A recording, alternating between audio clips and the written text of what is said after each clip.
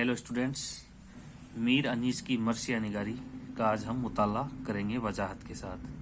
आप मीर अनीस के बारे में पहले भी मुख्तसर तौर पे पढ़ चुके हैं। मीर अनीस उर्दू के सबसे बड़े बड़े नाकदीन नामवर मर्सिया निगार हुए हैं। मीर अनीस का असल नाम मीर बब्बर अली था। फिर उन्होंने मीर अनीस जो नासक उर्दू के बहुत बड़े शायक हुए हैं, शेख हमाबख्श नासक, उनके मशवरे से उन्होंने अपना कलमी नाम मीर अनीस रखा। मीर अनीस की पैदाइश 1802 में फैजाबाद में हुई। जैसा कि मैं बता चुका हूँ कि पहले उन्होंने अपना जो तखल्लुस था वो हजी के नाम से शुरू किया था। उसके बाद नासक के मशवरे पे उन्होंने अपना जो कलमी नाम है वो अनीस रखा। मीर अनीस के ख़ानदान से उनके आबा व अजदा थे वो सभी शायर गुजरे हैं। मीर जहाक जो उनके परदादा थे वो मुग़ल दरबार में जब शाहजहाँ का दौर था तो वो हेरात से दिल्ली आए थे। और मीर जहाक हुसैन के बेटे थे मीर हसन जो कि मीर अनीस के दादा थे। मीर हसन उस वक्त जब दिल्ली में उथल पुथल हो रही थी तो उनके जो ख़ानदान के लोग हैं वो फैजाबाद आ गए थे और यहाँ ही मुकीम हो गए थे। मीर हसन के जो मंझले लड़के थे, 3 लड़के थे उनके, उनमें जो मंझले थे मीर खलीक मीर अनीस के वालिद थे। तो इससे जाहिर होता है कि इनके जो ख़ानदान के सभी लोग जो हैं वो उर्दू के बड़े बड़े नामवर शायर और अदीब रहे हैं। इसके ऊपर मीर अनीस ने लिखा भी है कि उम्र गुजरी है दस्त की स्याही में, 5वीं पुस्त है सबीर की मदाही में। यानी उम्र गुजरी है इसी दस्त यानी जंगल की स्याही यानी भाग दौड़। यहाँ दस्त से को तस्बिया दिया गया है। दस्त के मायने है जमाना से, और स्याही का मतलब होता है जो सफरी होता है, सफ़र करने वाला होता है, मुसाफिर होता है। 5वीं पुस्त है सबीर की मदाही में। 5वीं पुस्त यानी 5वीं नस्ल पीढ़ी वो है सबीर की मदाही में। तो सबीर यानी यहाँ बादशाह है और मुग़ल हुकूमत से ही लिया गया है। तो इस तरह से इनके ख़ानदान में सभी बड़े बड़े शायर और अदीब गुजरे हैं। मीर का इंतकाल 1874 में लखनऊ में हुआ था। मीर की पैदाइश आपको दोबारा बता देता हूँ, 1802 में फैजाबाद में हुई थी। नासक के मशवरे पर उन्होंने अपना तखल्लुस जो है वो मीर अनीस रखा उन्होंने। पहले वो हजी तखल्लुस इस्तेमाल करते थे। इनके वे आबा व अजदा वो बड़े बड़े शायर गुजरे हैं। मीर जहाक जो इनके परदादा थे, उसके बाद मीर हसन जो उर्दू के बड़े मसनवी निगार हैं, जिन्होंने मसनवी सहर उल बयान लिखी थी, मीर हसन वो इनके दादा थे। मीर खलीक जो एक बहुत बड़े मर्सिया निगार रहे हैं वो इनके वालिद थे।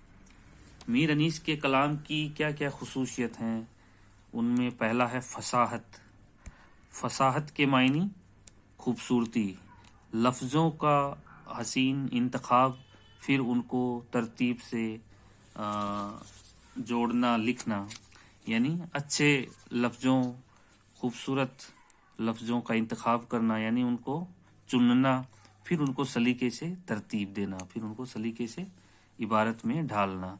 ये मीर अनीस की कलाम की अहम खसूसियत है, फसाहत और बलागत। खुद अनीस अपने कलाम की फसाहत और बलागत पर फ़ख्र करते हैं। फसाहत के मायनी ऐसे सीरी अल्फाज का इस्तेमाल, ऐसे सीरी यानी ऐसे मीठे अल्फाज और ज़रूरत के हिसाब से लिखे जाने वाले अल्फाज को जो कानों को भले मालूम हों। शाइल को किसने दी है अंगूठी नमाज में, आँखों में यूं फिरे कि मसरा को खबर न हो।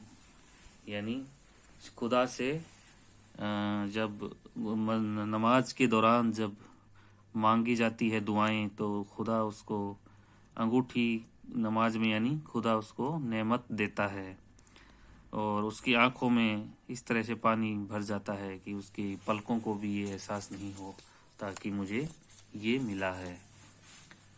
دوسرا ہے بلاغت۔ بلاغت کے معنی ہے کلام میں جو واقعہ بیان کیا جائے وہ صورتحال کے تقاضے کے عین مطابق ہو، یعنی الفاظ کا انتخاب کرنا، اچھے الفاظ، صحیح ترتیب دینا، اور اسی کے ساتھ اس کے علاوہ واقعات جو ہوتا ہے، جو مرثیہ نگاری میں جو واقعات کربلا کے اوپر جو زیادہ تر مرثیے لکھے گئے ہیں، اس میں جو تمام طرح کے واقعات ہوتے ہیں، یعنی اس کے گھر سے اجازت لینے سے لے کر جنگ کے میدان میں جب وہ شہید ہوتا ہے، وہاں سے لے کر تمام طرح کے جو واقعات آتے ہیں، ان سب کو صحیح طریقے سے ان کو لکھنا اور واقعات کے مناسب ہی اپنے جذبات کا اظہار کرنا، صحیح موقع پر صحیح زبان، صحیح سلیقہ، صحیح پلاٹ کی ترتیب کرنا، یہ بلاغت کہلاتا ہے۔ فصاحت اور بلاغت کے معنی آپ کو سمجھ میں آ گئے ہوں گے کہ کسی واقعے کا جو بیان کرتے ہیں وہ مرثیے میں واقعات کربلا سے متعلق جتنے بھی واقعات شاعر نے لکھے ہیں وہ حال کے تقاضے کے مطابق ہوں، جو وقت اس طرح کے حالات ہیں اسی کے مطابق واقعات لکھنا، یہ کہلاتا ہے بلاغت۔ جذبات نگاری۔ جذبات انسانی کا بیان ایک مشکل کام ہے، کیونکہ جذبات انسان کو ہم صرف محسوس کر سکتے ہیں، دیکھ نہیں سکتے۔ جذبات انسانی کا بیان جتنا مشکل ہے، انیس اس میں اتنے ہی کامیاب ہیں۔ جذبات نگاری کے معنی آپ جانتے ہیں، یعنی دکھ، درد، غم، خوشی، سب طرح کے اظہار کرنا، جذبات نگاری۔ انیس کا اصل جوہر یہی پرکھ لیتے ہیں، مراسی میں رخصت اور بین کا حصہ زیادہ درد انگیز ہوتا ہے۔ مرثیہ کے اجزائے ترکیبی آپ جانتے ہیں، آپ نے پڑھا بھی ہوگا، رخصت، آمد، رنج، رجز، جنگ، بین، شہادت، یہ کل ملا کے اس کے 8 اس طرح کے اجزائے ترکیبی ہیں۔ تو وہ رخصت سے لے کر اس کے بین کا حصہ یعنی رونے دھونے کا جو حصہ ہے زیادہ تر درد انگیز ہوتا ہے، یعنی ہر طرح کے واقعات کے اندر جو جذبات پیدا ہوتا ہے، جیسے واقعات کربلا کے بارے میں جب پڑھتے ہیں تو جب حضرت امام حسین گھر سے رخصت ہوتے ہیں تو رخصتی کے وقت ان کے جو والدین ہوتے ہیں، رشتہ دار ہوتے ہیں، ان کے کس طرح کے جذبات ہیں، جب وہ میدان جنگ میں جاتے ہیں تب ان کے جذبات کس طرح کے ہوتے ہیں، جب وہ دشمنوں کو للکارتے ہیں، ان کو چنوتی دیتے ہیں، اس کے بعد لڑتے ہیں، لڑتے وقت ان کے کس طرح کے جذبات ہوتے ہیں، شہید ہوتے ہیں، وفات پاتے ہیں، تو ہر طرح کے جذبات ان کے مرثیہ نگاری میں جگہ جگہ پہ دیکھنے کو ملتے ہیں۔ تصویر کشی۔ تصویر کشی کے معنی جو منظر ہوتا ہے، پورے واقعات جو جب مرثیہ میں اپنے گھر سے رخصت سے لے کر وہی جو بین تک کے جو واقعات ہوتے ہیں ان کی پوری تصویر وہ کھینچ دیتے ہیں۔ جب گھر سے رخصت ہوتے ہیں تو ان کے والدین جب روتے دھوتے ہیں، ان کے رشتہ دار ان کو منع کرتے ہیں جانے کے لیے، اور اس کے علاوہ جب میدان جنگ میں جو جتنے بڑے فوجیں ہوتی ہیں ان کے کس طرح کے قد کاٹھی، ان کا چال ڈھال، ان کے ہتھیار، سبھی چیزوں کا ذکر ان میں ہوتا ہے، تو ایک پوری طرح سے تصویر سی کھینچ دیتے ہیں۔ ہمیں پڑھ کے انیس کے مرثیوں کو پڑھ کے ہمیں یہ معلوم ہوتا ہے کہ جیسے ہم جاں بجاں وہیں پہنچ گئے ہیں، ہم اپنی آنکھوں سے پورا منظر دیکھ رہے ہیں، ایسا محسوس ہوتا ہے۔ اسے کہتے ہیں تصویر کشی، یعنی پوری تصویر کھینچ دینا، ایک ایک واقعات کی تصویر کو اس طرح سے کھینچنا کہ ہمیں ہر چیز فطری معلوم ہو، ایسے لگے کہ ہم جاں بجاں خود میدان میں لڑ رہے ہیں۔